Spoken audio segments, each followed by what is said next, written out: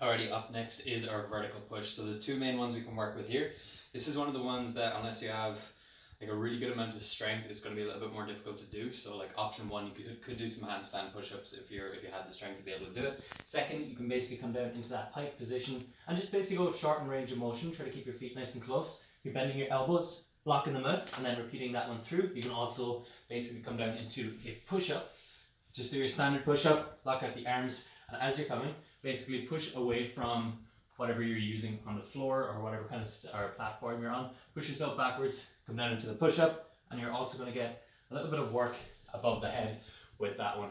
Now, one thing that we can add in here as well is, it mightn't be enough to normally do it, but we also have your lateral raise. So you can find some light objects, just basically come down onto your knees, you're standing, hold it into that lateral raise kind of set up there. So you're just basically lifting it up, slight bend in your elbows, bring it up to shoulder height, pausing. You can get some light objects.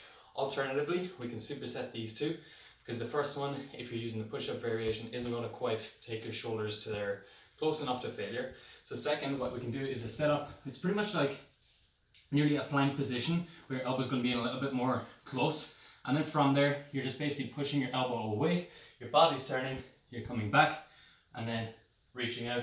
And basically you can do that so that you can do your push-ups and press close enough to failure, and then get that extra burnout right away then with each side. So basically, even though your body's turning, your elbow's still coming away in that lateral raise position. It's kind of a strange exercise, but make sure you're actually pulling with the elbow outside while you're turning so that you can actually get that burn on the shoulders as well. It's an interesting one. Hopefully it feels good. And yes, that's the next one done.